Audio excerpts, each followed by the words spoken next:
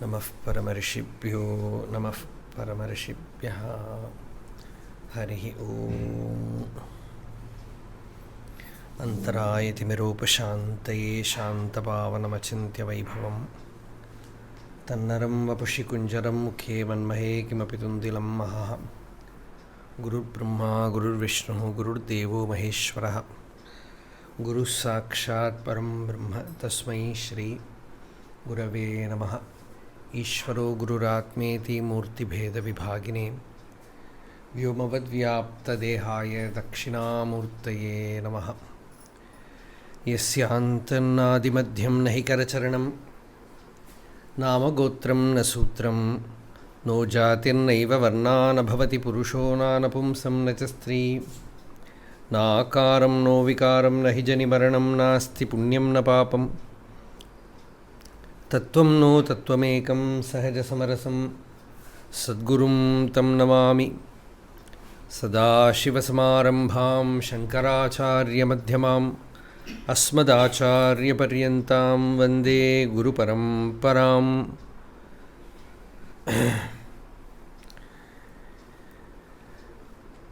अन्तर्यस्य बहिर्विधूततिमिरं ज्योतिर्मयं शाश्वतं स्थानं प्राप्य विराजते विनमतामज्ञानमुन्मूलयन् पश्यन् विश्वमपीतमुल्लसति यो विश्वस्य पारे परः तस्मै श्रीरमणाय लोकगुरवे शोकस्य हन्त्रे नमः। देहं मृण्मयवज्जडात्मकम् अहं बुद्धिर्न तस्यास्त्यतो नाहं तत्तदभावसुप्तिसमये सिद्धात्मसद्भावतः कोऽहं भावयुतः कुतो वरधिया दृष्ट्वात्मनिष्ठात्मनां सोऽहं स्फूर्तिदया अरुणाचलशिवः पूर्णो विभाति स्वयम्।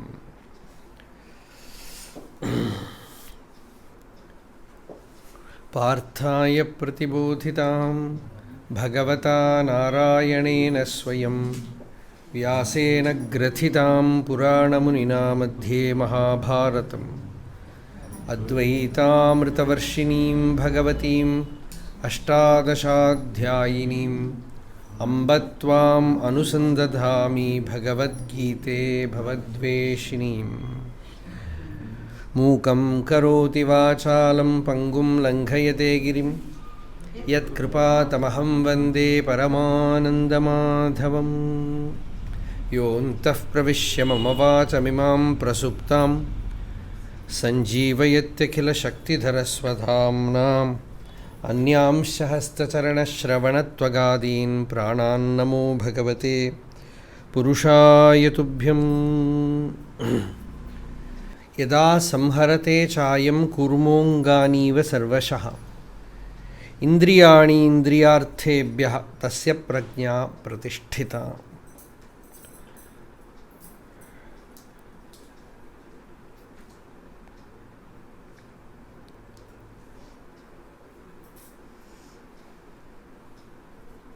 From last verse and this verse,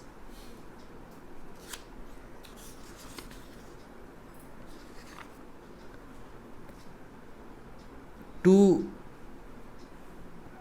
words are following. Tasya prajna pratisthita. Tasya prajna pratisthita. Three words. Tasya means his. Prajna we have already told, the awareness. Pratisthita, it is established.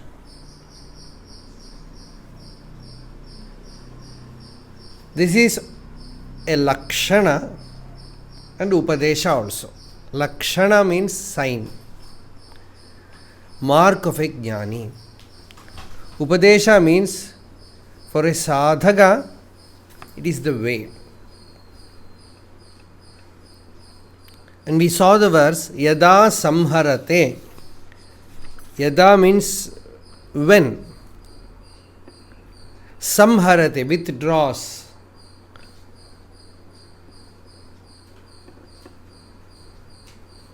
What is withdrawn? The senses. Indriyani. The senses are withdrawn inside from the objects of senses. We already told that the senses and their respective objects, they are same.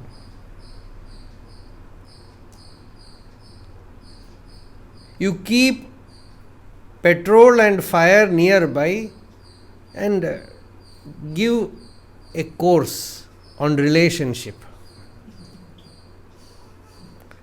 not to get into trouble, but they will blaze forth. Because that is the nature. So, Bhagavan said, nothing can be done. You have to keep away, move away.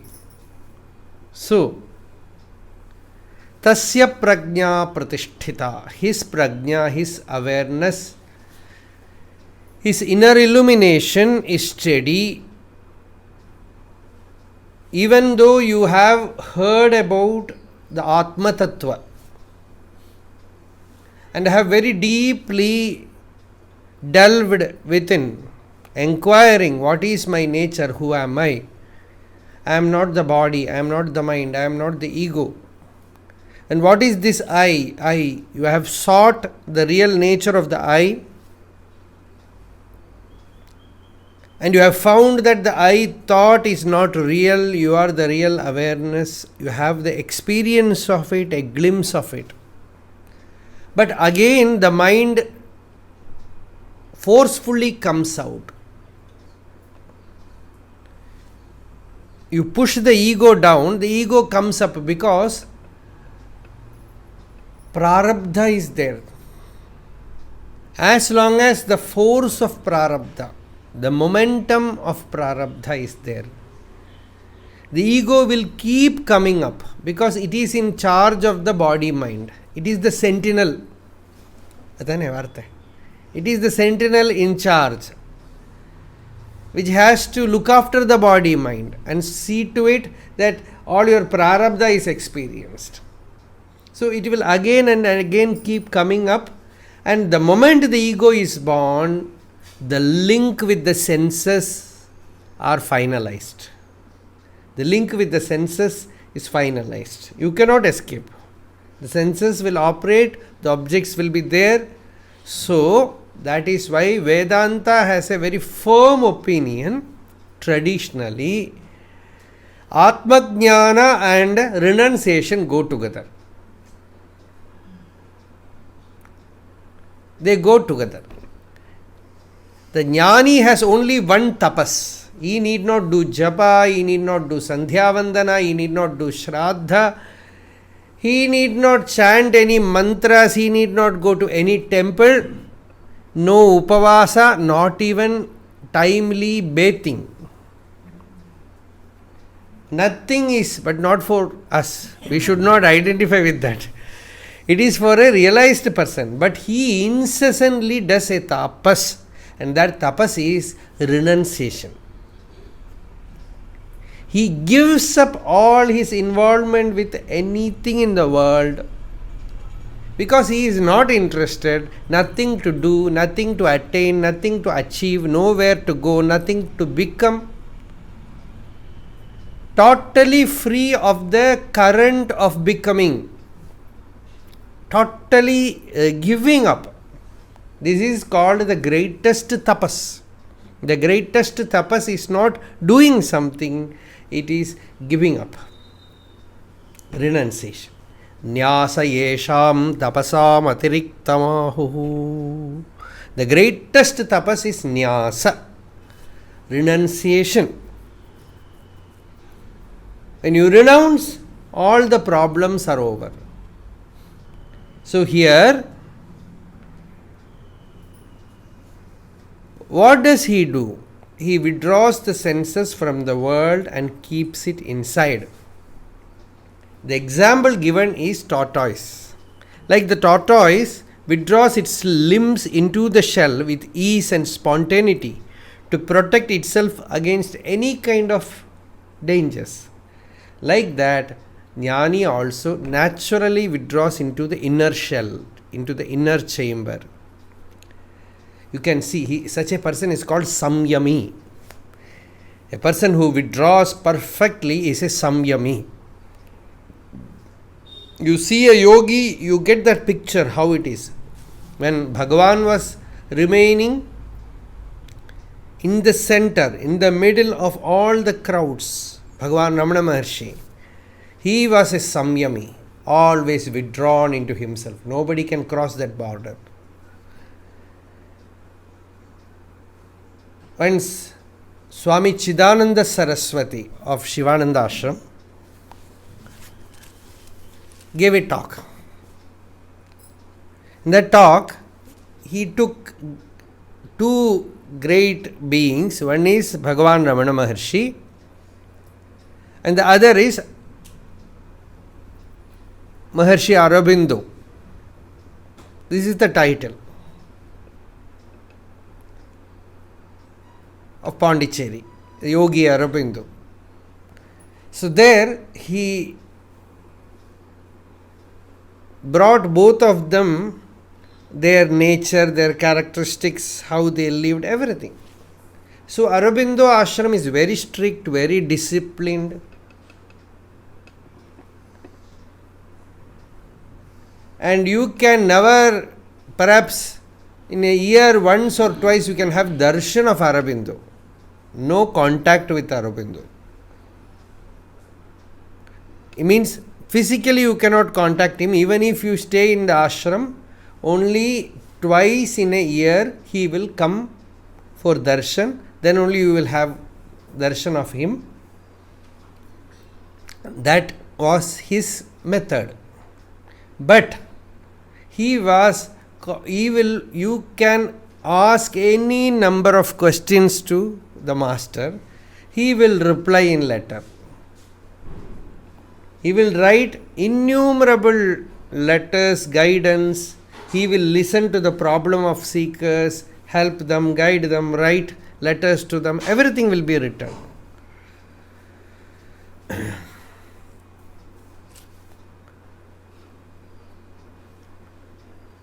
But Bhagavan Ramana Maharshi, on the other side, 24 hours he is available. No discipline, outward discipline. You should come at this time, you should not do this, you should not do that. Nothing, no concern. 24 hours, even in night, you come to Tiruvannamalai, you can take a bullock cart, come and see the Maharshi. But 24 hours he was aloof. The contrast is like that. Aurobindo was not available, but ever available, writing letters, keeping in contact. Bhagavan was ever available, but never can you easily contact him, approach him. If the answer has to come, it will come. Otherwise, you cannot. There was a very powerful compound wall around him of that Gambhirya. Even a person like Paul Brenton writes, even after 3 days, the sage is so easily available, I can just go and talk to him. But I could not. Because I never felt that he is a person with whom you can easily contact, you can speak.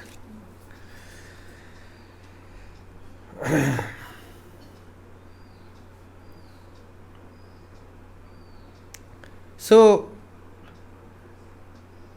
even amidst the crowd, he was in himself. And beautifully, Chidananda Swami gives a picture. Many people will be there to see Maharshi. Very famous people will be there, very well-known celebrities will be there. Sometimes political leaders will be there. Everyone will be sitting. But sage will remain unconcerned. He will be in himself. This is the Kurma Yoga that we are discussing, Like the tortoise withdrawn into himself, remains in himself. And not only that, when he has time, it is time for him to go for a walk, he will go for a walk. Whoever might be sitting, whatever might be happening, he will go for a walk, he will go for Goshala, everything will happen. Everybody will be sitting, nothing will touch him. This is what Narayana Guru, another great sage, he came to see Maharshi, he saw this. See, when a jnani comes, when a cow comes, when an elephant comes, when a dog comes, it's all same. Shuni jaiva shvapake cha vidya vinaya sampanne brahmane. For him it was all same, ever available, but never can you cross the border of that impregnable fortress of profundity. You can call like that, Gambhirya, majesty, the depth which is born of that spiritual experience. So that is the protecting force. Now the subject is Kurma Yoga. Like the tortoise withdrawing, a sadhaka has to every day sit and do abhyasa, practice of swallowing his senses. Every day in deep sleep it happens naturally. The senses are swallowed by the inner being. Yeah. You just lie down. We don't know. I don't know whether modern science has any definition for what is sleep. That thing which comes like this. You know what is sleep, but not what it is as a thing.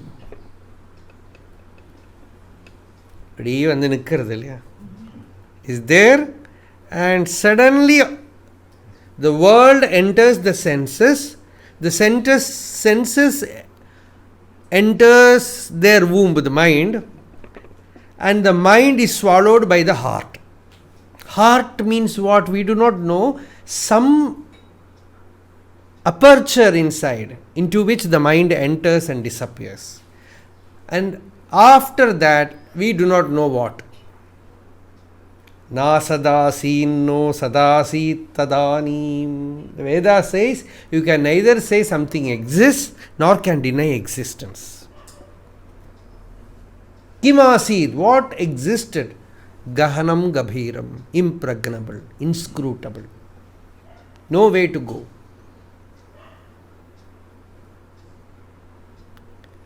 Something was there, and that is the truth, the self, the existence. Like that, consciously you withdraw. In Tamil, there is a beautiful song by Tirumular, where Tirumular says, how to see Shiva. Like as the old sages saw, the ancient ones saw, you also see. How did they see? Tungi kandar Shiva lokamum tannulle. This is the song. They saw the Shiva Loka by sleep. The problem is, if you sleep, you cannot see. If you see, you cannot sleep. But he says, sleep and see. Sleep to the world. Sleep to the senses. Sleep to the mental ideas, imaginations, images. And see by the very power of awareness. So, like that, the senses are all withdrawn into, that is what we call as meditation. Just sitting, the senses are all withdrawn. You are seeing, but no importance to seeing. You are hearing, no importance to hearing. All the sensory activities are ignored. Then the senses play in the mind. That is why we close the eyes, but we cannot close the ears. If you close the ears, one humorous incident happened. Once there was a German in Tiruvannamalai. He was a German sadhaka. He was staying in a cave in the mountain. And suddenly some telegram, very urgent news came to ashram. It should be informed. So they took the telegram and they were knocking at the door of that cave, not opening. So much noise they made, we don't know whether he is alive or not, no sound. He is meditating inside so many days. And then at that time, Ramana Bhagavan, Maharshi Ramana came there, and Bhagavan asked them, what are you doing? We have a telegram for him. Wait, he will open now. Because he knows I will come this time. So he will open exactly this time. Right? Like that, exactly at that moment he opened the door and came out. And then he removed 2 plugs from the ears. And they asked, what is this? Bhagavan said, for him, even a mild sound is disturbing. So Bhagavan has taught him a method. Some milk of some tree you solidify it and shape it like a plug and keep it, no noise can enter. So that he used. So that is, of course, but you cannot close your nose. Something will enter, no? One person wanted to meditate because all kind of disturbance in society. So he decided, I will go and meditate in a forest. So he went to a forest. In a jungle, in a lonely corner, he sat to meditate. Nearby there was a path. So by morning about 6 o'clock he went there and started meditating. By 7 o'clock one girl was going that way to take water. And he saw her, very beautiful girl. He got disturbed. He said, this is nonsense. Even in forest I have this kind of trouble. Tomorrow I have to solve this. So he just closed his eyes with a cloth. Now I am safe. Then you know that girl is wearing anklets. Kulus. That made bus bus, all jil jil jil jil sound. Then he heard, oh, she is going. He said, this is not good. Next day he closed his ears with some plug. And now I am safe. Who said controlling senses is difficult? I have won over it. Then he started meditating. Exactly at 7 o'clock, she was keeping flower, jasmine flower, mulla in her head. That smell came. He said, oh, she is going. This is difficult. My God. So third day he decided, he closed his nose also with some cloth. Very strong cotton, he closed his nose. Now I am safe. Now no sound, no seeing, no smelling. So no problem. So he was meditating exactly at 7 o'clock. He thought, now she must be going. Now what to do about that? So the senses are withdrawn into the mind, but what to do the mind? So the mind, the senses place in the mind. Yached vang manasi praknyaha tad yached jnana atmani jnanam atmani mahati niyached tad yached shanta atmani. This is the Upanishad mantra. The praknya. Here also we are discussing about prajna. This prajna has to withdraw. Actually, most of the Gita shlokas will have a pramana vakya in Kathopanishad. Pramana mantra. So here the Upanishad says, the senses are all withdrawn into the mind, and the mind is held firm, quiet in the self by the power of the intellect. That is, meditation is continued. Inwardly you are awake. The flame of meditation is awake inside. So, yada samharate chayam kurmongani va sarvashaha indriyani indriyartebhyah. The senses are not bringing in some information. As long as they are bringing information, trouble will be there. Devotional path, it is different. What we say in devotion is, you see with the eyes the form of the Lord. You go and see Arunachaleshwara with the eyes. And the Bhakta says, when you have seen the beauty of the Lord, no beauty of the world will attract you. So do you hear the name of the Lord. You listen to His Nama, His Kirtana, His stories, that which makes you melt.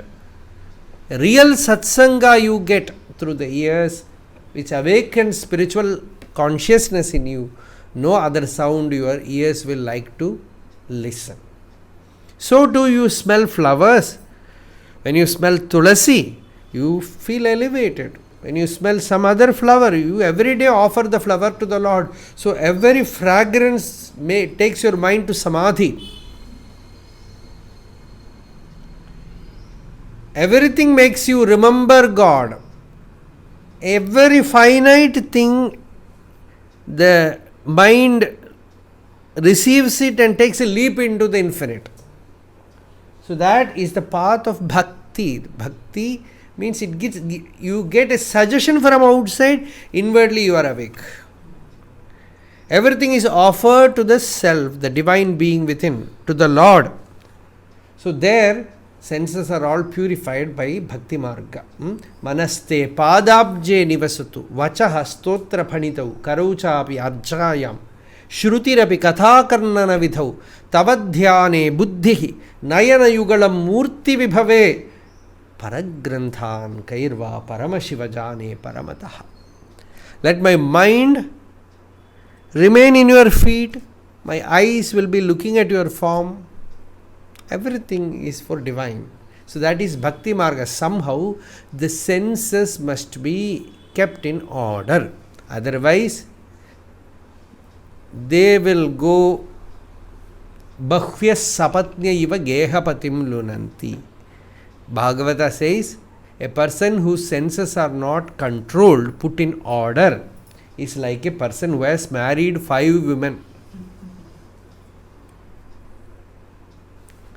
His trouble is innumerable. So the senses are all withdrawn. Samhara means samyama. It's not killing. You are putting them in order.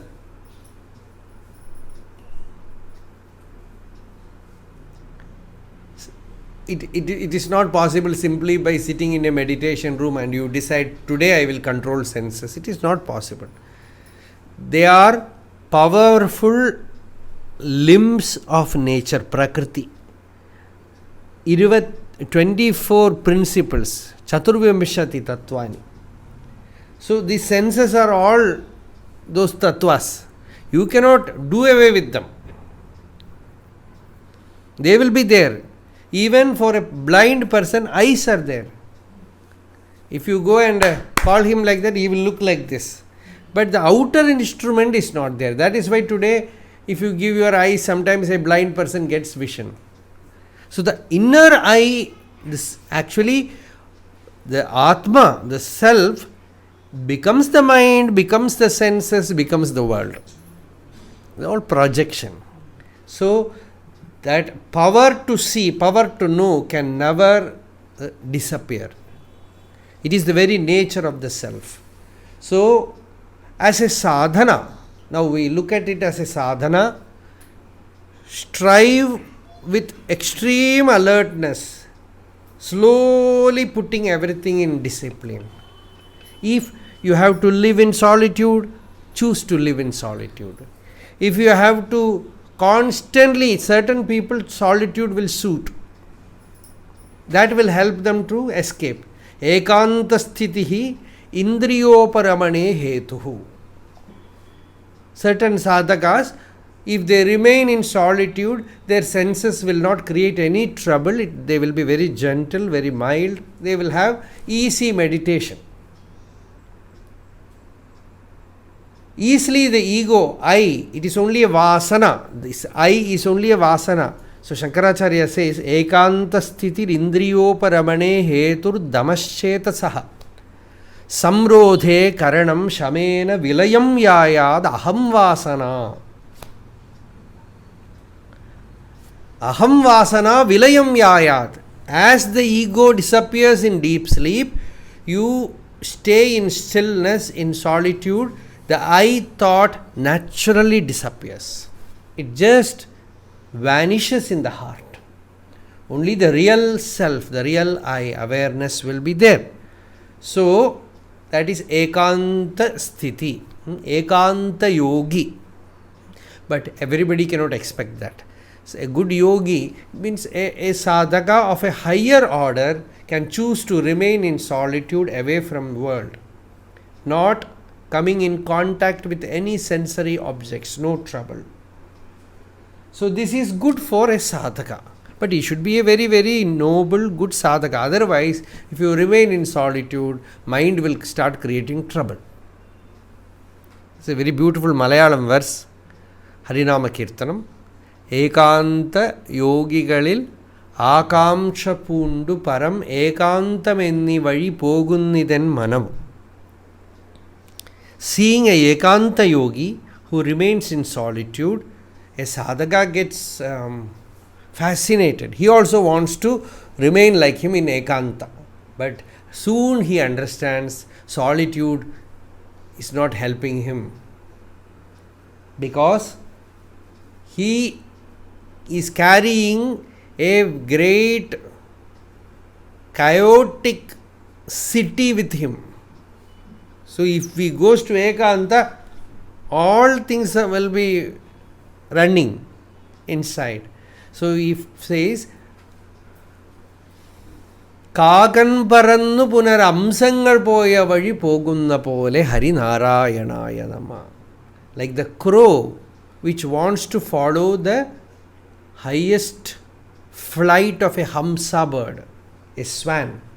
The swan just takes its flight to Himalayas. Like that, this crow also wants to follow it. Like that, an ordinary sadhaka, a mediocre person, generally we say start from where you are.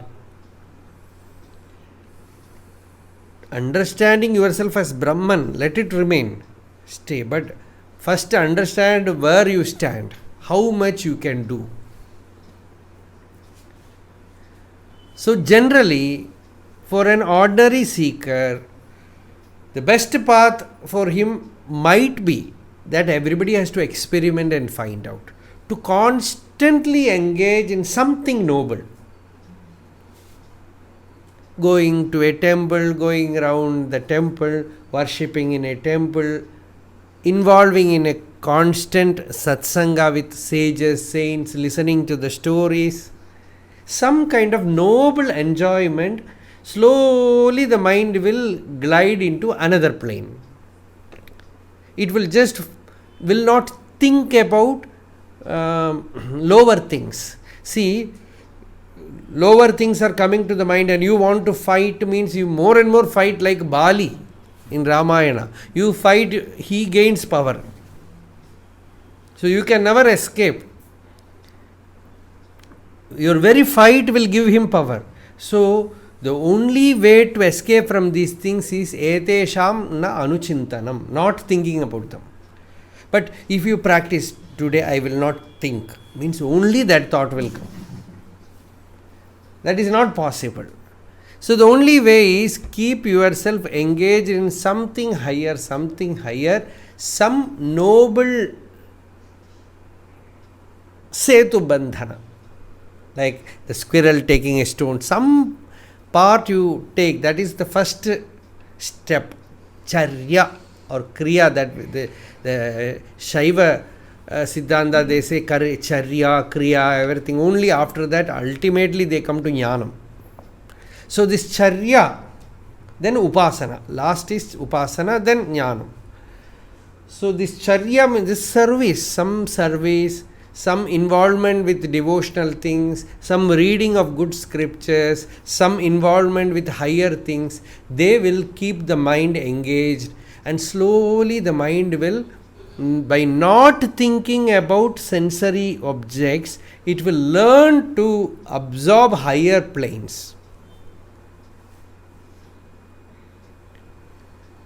And once you are stabilized in that plane, then you can take a jump to a leap to solitude and keep yourself in aloneness.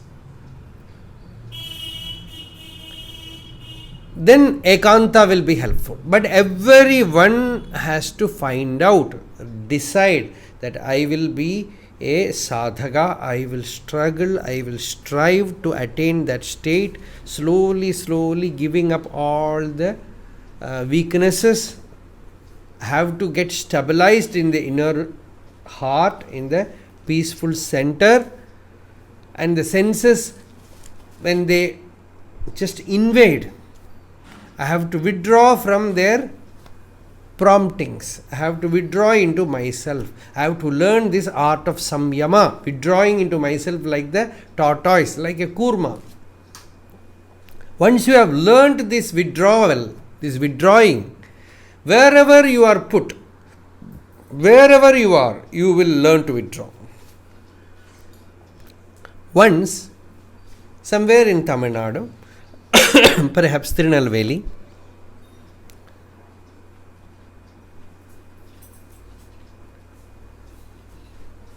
the great Mahapurusha of Sringeri, Chandrasekhara Bharati Swami, was traveling. And two friends, they were from Tirunelveli district. One of them was very devout. He said, we will go and see Acharya. Other person said, I don't believe in all these things. Okay, you go and see, I will stand outside.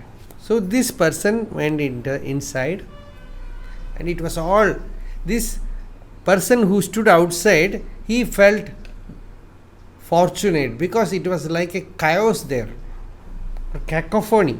So many people parading their bhakti, all noise, somebody is chanting mantra, somebody is talking, all kind of things were happening. So he felt good. I didn't go inside. This devout friend went inside and came out and said, at least take a look at the Swami. You have come all the way here. So just squeeze yourself inside and have a glimpse of him. We will go after that. I don't compel you. So this person went inside and he has written it. And you know, there was a book, it must be available in Ramana Center for Learning. Chandrasekhara, the mystic and seer of Sringeri. That was the name of the book. And there was a photo also like that. So this person goes inside, so many people, so much noise. He just passes through them and looks at that sage. And he was taken aback. Such a vision, he says, with so much people, so much noise, he was sitting there all subdued, like a waveless ocean, not affected by anything, no ripple in his presence. He was not affected by anything, not looking at anything. That was the first darshan. And he became a great devotee. So this is Kurma Yoga. Wherever you are, just withdrawing inside and your mind stays in the heart, in the meditative poise. So why not give a fast to senses? Not giving them food. This is sadhana. How should we do sadhana? Let not the senses be left to wander. Keep them under control. What will happen? That is what Bhagavan says in the next verse. Vishaya vinivartante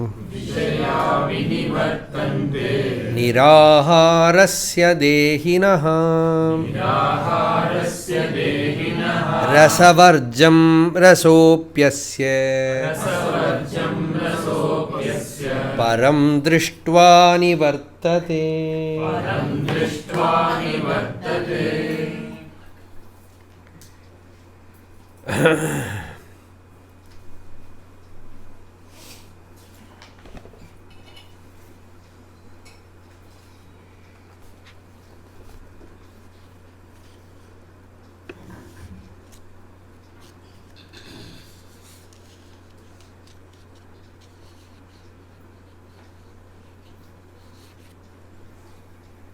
तत्र विषयान् अनाहरतः आतुरस्यापि इन्द्रियाणि कूर्मोऽङ्गानीव संह्रियन्ते न तु तद्विषयो रागः.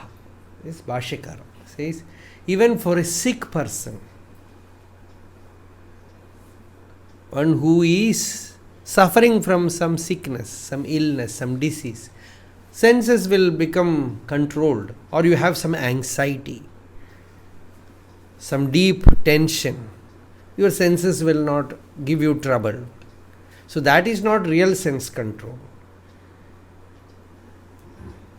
But a person deliberately takes decision not to consume objects through the senses. Ahara means food, and form is the ahara for the eye, sound is the ahara for the ears, smell is the ahara for the nose, taste, food is the ahara for the tongue, like that. So here niraharasya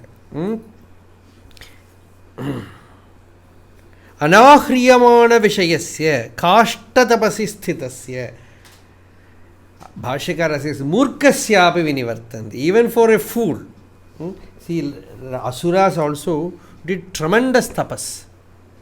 Not only Devas, Hiranyakashipu, Ravana, they kept the control, senses completely under control. Ravana says munehe dushtam ivendriyam.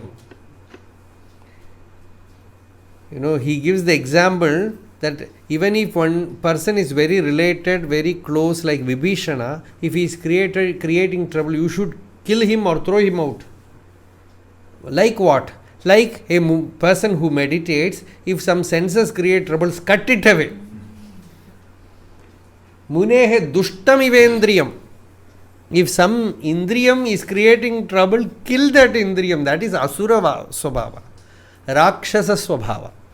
So that is not the way. So nira vishaya vinivartante, the objects of senses no more disturb you. Vinivartante means they turn away, no more create trouble to you. When niraharasya, you are not eating them, you are not consuming them, you are abstaining from falling into them. Such a one, dehinaha, a man of body consciousness.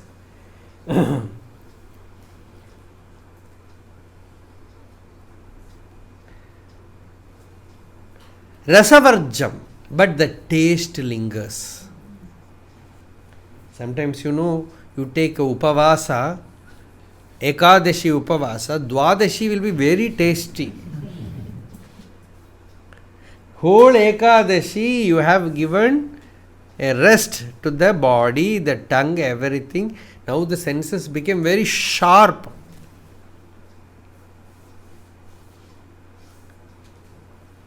But certainly it helps. That nirahara vratam helps.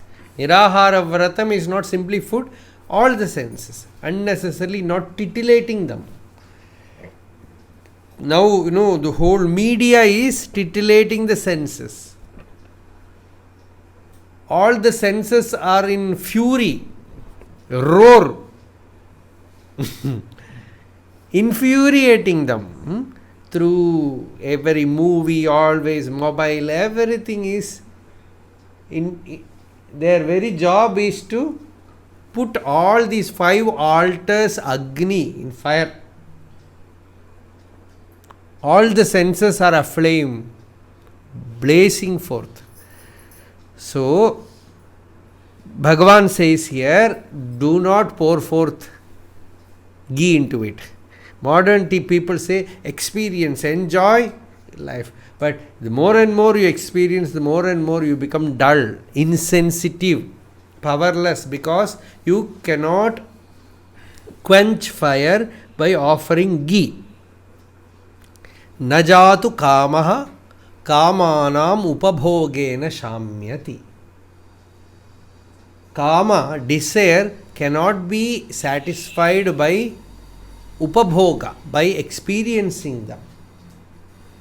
Havisha Krishnavartmaiva bhuyayeva abhivardhate. Krishnavartma means fire, Agni, and Havis means ghee. By offering ghee, or by offering Havis also means rice put in ghee. So by offering fuel, how can you quench the fire? It will again and blaze forth. So that is not the way. So nirahara, neither total abstaining nor too much pouring into them. Whatever is needed, sattvika. That is what Buddha also ultimately found. Yuktahara, which Bhagavan will say in Gita. Yukta means that which is needed for you in moderate level, what can keep you alive. and that what can supply you energy to maintain meditative poise to your spiritual life, which will not disturb your spiritual life that much, that everyone has to strive and find out a method. The greatest problem is if you imitate others, you will create trouble for you. If you learn from other people, personal things or everything cannot be learned. Everyone has to find a method by which they can eat, but not always. They have to think what they should see. They have to find out what they can listen without disturbing their inner awareness. We call it prakriya. By what prakriya you are able to create your prajna pratishtita, your inner peace, samadhana. That is not broken. See, the whole thing is simple. It is just peace. When you have to do some action, think twice. If I perform this, will I be peaceful? Further, what will be the consequence of this action and the trouble? Sometimes, if destiny pushes you into some situation where you have to think, you cannot do anything, then generally only one way, that is Ishvara. You have to weep to him, hold to him, and you have to invoke his grace. There is no other way. The inner Ishvara, the inner Antaryami knows everything. So it will help. But as long as things are in your power, you are the driver, and your car is in the road, you cannot say, wherever destiny goes, there I will drive. I will not listen to the traffic police. My inner, there the green signal is there. Why bother about the outer red signal? Then you will enter trouble. So that is not the thing. So here, sadhaka is in the plane of doership. Then in that plane, responsibility, the whole responsibility is in your head. The moment you take responsibility in your head, in the right way, don't bring in Bhagavan here.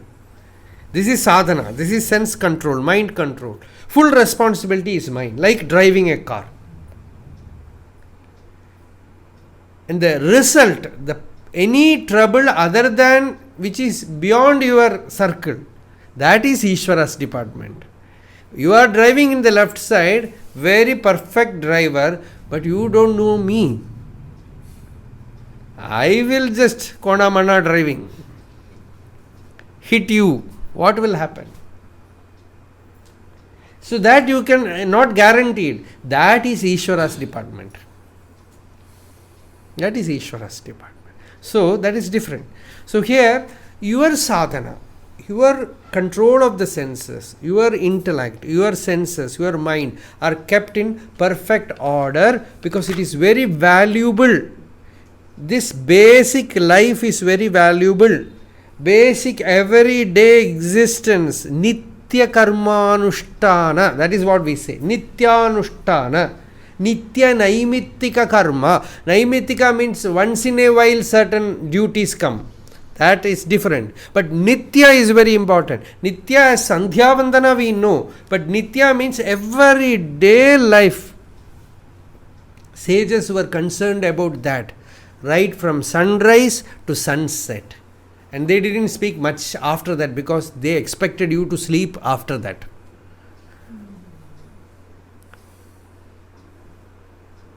So sunrise to sunset, before sunrise, long before dawn. Then sunset, after that also a little bit you can extend. That time, that span, that duration is given to you where your body, mind, senses are active. There, what will I do? There, I have to find a way by which all these sensory horses are harnessed, kept in harmony. This is a great responsibility for us. So here, Vishaya vinivartante. Even if you control them, the rasa will remain in the mind. The taste you will know about sensory objects. Rasopyasya, that taste also will vanish. Param drishtva, when you realize the self. When you experience the samadhi state, that taste will also disappear. Because you have tasted something very deep, very profound. No more will you like all these flimsy things, raw things. Saundaryotaratopi sundarataram twadvapuhu. Narayana Bhattacharya says in Narayaniyam, O Lord, your form is beautiful than beauty. It is beautiful than greatest beauty. Once a person looks at it, no more will he be enamored by any worldly beauty. So when the anubhuti of the Atma comes, when that samadhi happens, then no more trouble will happen. The too much turbulence will not be there. Nivartate. The lingering taste will also disappear because you have found the very essence, the rasa. Atma is raso vaisaha rasaguhyevayam labdhvanandi bhavati. By getting that rasa, you become blissful, delightful, anandi bhavati. You become ananda swarupa, because Atma is rasa swarupa, and that rasa makes you complete. When you find rasa in Atman, naturally the response is vairagya comes towards other things. Vairagya comes towards worldly things because it becomes meaningless. Sarvam jagat tuchchametat. This entire jagat becomes tuchcham. Tuchcham means insignificant, meaningless, nonsense, because you have got something very blissful, a great treasure inside. What is there in the world? What is there in the sensory objects? It becomes meaningless because you have found something transcendentally delightful in your heart. So, param drishtva nivartade, that is very important.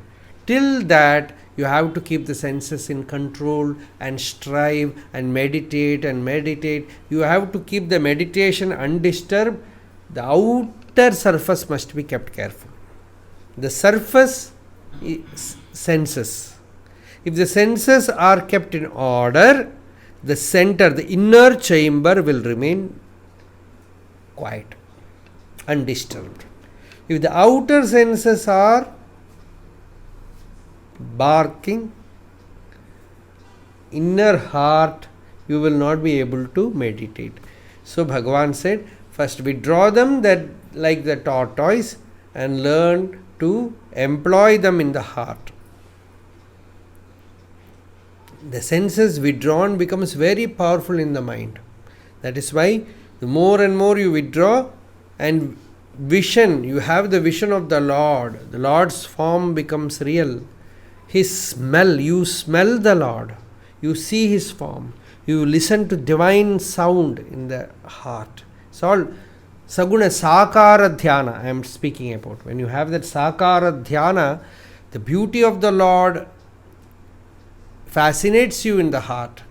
You smell Him. Fragrance comes to you. Him. That is why the mind, when it crosses, it takes into the plane of Sattva Guna, the yogi leaves a smell everywhere.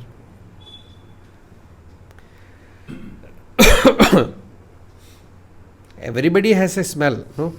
But for a jnani, a siddha purusha, they say, no, this is not our subject, but usually they say, sometimes siddhas will enter some place. And the easiest way to recognize their presence is there will be divine smell, a divine fragrance, without any outer cause like flower or anything. In Ramanashram you can see there will be a divine smell, manam, Ramana Manam. That is what Ra Ganapati wrote a book about Bhagavan Ramana Maharshi, and the name of that book is Ramana Manam. It is Purana Manam. Bhagavan Maharshi used the word Purana Manam. So when the mind turns inward, there is the fragrance of the inner being. There is the divine sound of the Lord. Is Venugana. Or the Damaru of Shiva. Whatever you are worshipping. That you will listen. His fragrance you will get. You will touch him inwardly in the heart. As about Prahalada, Bhagavata says, he was remaining always embracing the inner being, Vasudeva. Govinda Parirambhitaha. That is the one. So, all the senses turn inward and they move towards the inner Ishvara. The inner Ramana. Bhagavatam says the inner Ramana. Santam Samipe Ramanam Ratipradam Vittapradam Nityam Imam Vihaya Akamadam Dukkha Bhayadhi Shoka Moha Pradam Tuchamaham Bhajetya. When the mind is left outside, it creates, never are you satisfied. So Akamadam, Dukkha, it brings in sorrow, stress. It ultimately takes you to depression. Moha, delusion. Adi, anxiety. All these things come. Shoka. Tucham, insignificant. If you put the mind outward, this is the ultimate benefit. There is no exception at all.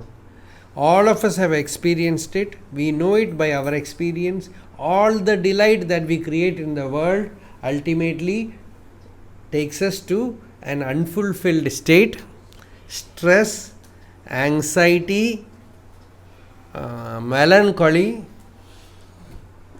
and a kind of purposelessness.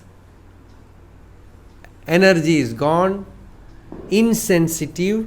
When you were young, everything looked very exciting, delightful. You become old, insensitive. Nothing works. Even greatest thing you listen, nothing works. Insensitive. Because all the energy is gone. So, conserving the energy, the prana shakti, and offering it to the inner being is the whole sadhana. So, conserving the energy, the outermost level where it gets dissipated is through the senses. So, through the eyes what to see, through the mouth what to eat, everywhere a sadhaka has to tread the path alone. No ready-made, nobody can help. Certain suggestions can be given by doctors, dietitians, all these people. But for a sadhana, the law is different. He has to find out what to eat, how much to eat, how to eat. Everyone has to find out. For certain people, cooking food, generally what is accepted is you have to cook your food and eat. Then that is the safest thing. Swayam Paka Vritti. Very safe. It gives tremendous control. Those who live life like that, they no more will leave it. First of all, when you cook food, you will not do too much cooking. What is essential for you? It's very simple. Over. Whatever is needed for you. So the health is also maintained. Food, the very cooking is a great sadhana. It is a Garhapatyagni. As Agnihotra, they have 3 Agnis. One is Garhapatyagni, one is Ahavaniyagni, Dakshinagni. So the greatest fire is ever lit, always lit in kitchen, and the Vaishvanara is fed. So you cook your food. That is a discipline. That is a tapas. and right time, how much to sleep. You should not listen to any book. There is a lot of trouble in it. Somebody might have written, sleep only for 6 hours. Perhaps you don't need 6 hours. Then they have written 6 hours, so you sleep 6 hours. Or you need 8 hours. After sleeping 6 hours, somebody has written 6 hours, you feel morose. I have done some sin by sleeping 6.5 hours.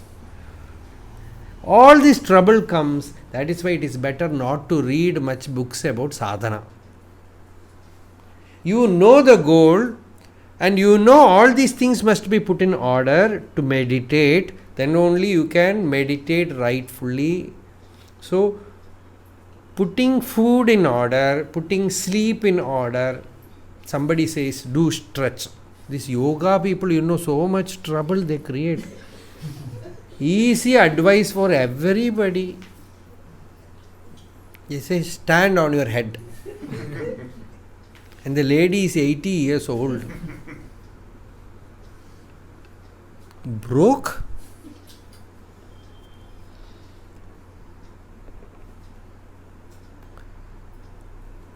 So I am not criticizing or anything, but see, that also you have to find out. Sometimes who knows, it will suit you. Some yoga will help you. Some person walking will help. Some namaskara, something will help. Certain people, certain things will help. They have to strive to find out what suits them. I am not talking about the Brahma Vidya here. This is just basic sensory plane, physical plane, mental plane, where we have to put a tremendous effort. What to eat, how much to sleep, when to bath, which tradition to follow, what kind of books to read. And with all these decisions scattered, energy will get vikshepa. Sometimes you will get a wrong association, all this thinking will get bus, all distracted, scattered. The discipline will go, the routine will go, and it will take perhaps an year or two to come back to the track, or you might not come back. Sometimes you enter into a hypnotic spell-like state and you forget sadhana. So, it is better to live eka eva charet. Live alone. Not you listen only to the master, to a guru who has attained, not taking advice from anyone and everyone, and not asking about personal things, because a jnani will not reply your personal things. You ask about your personal life, he will not give you an answer, because it is a fact that even God cannot guide you in personal life. You have to strive and find out. Even for a jnani, he cannot guide you how to swim. You have to swim. Such natural things nobody can guide. You go to a jnani, you are a jnani, please teach me in the floor how to swim. He cannot do that. He can push you into water, that's all. So you have to swim and find out. So personal things, if you ask a realized person, the first mark of a Sthita Prajna is that he will not guide you apart from one thing, that you are the truth, you are the self. His presence is the guidance. Your intellect becomes a guiding power, a Guru Tattva, and it is very alert, very vigilant, and it tells you where are the spots where you are weak, where you fall, and you strive to get corrected.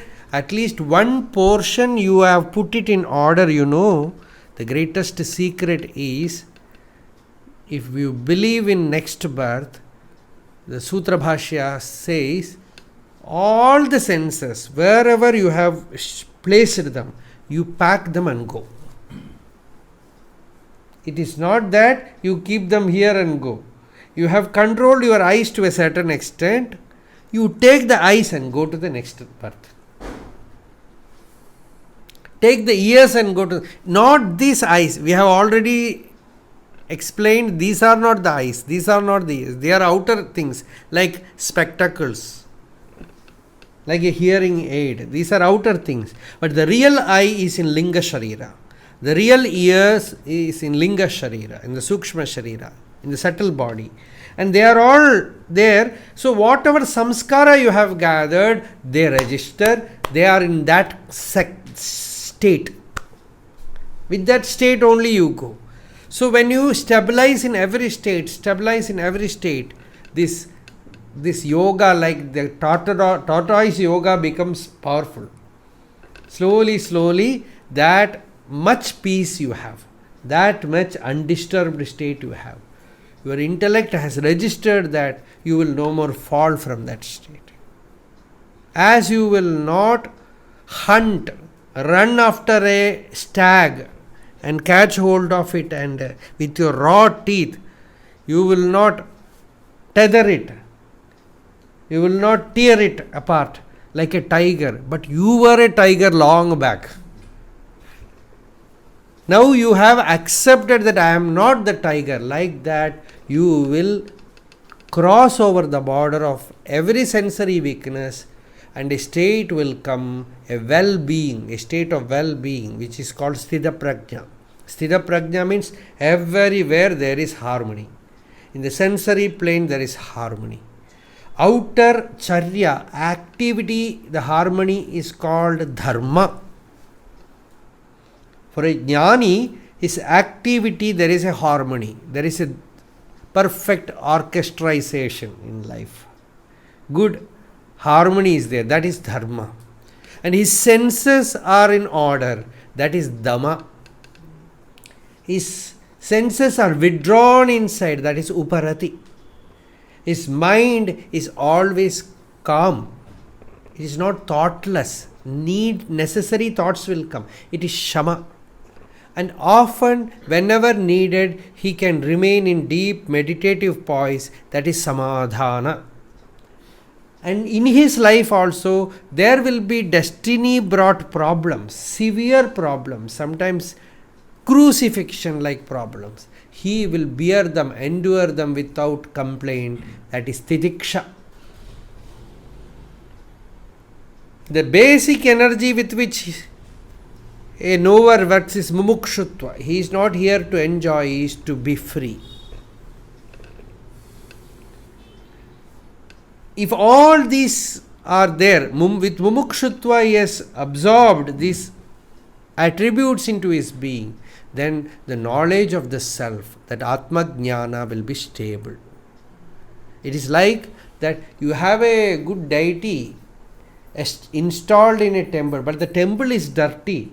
That is also not looking good.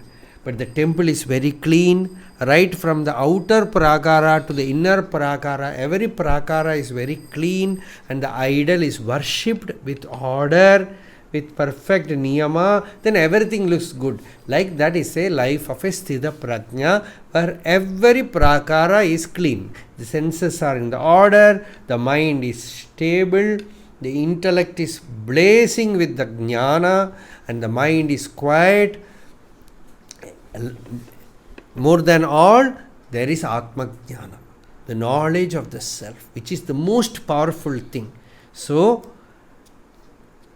he has reached that state of Sthita Prajna. Tasya Prajna Pratishtita. He is the seer. Drishtva Nivartate. He has seen, hence renounced, hence gone beyond. So, this is the goal. And next shloka, Bhagavan says, for a sadhaka, for a seeker also, senses come under control. Yatato hyapi kaunteya purushasya vipashchitaha indriyani pramathini haranti prasabham manaha. This verse we will see tomorrow. Hara Namah Parvati Pataye. Hara Hara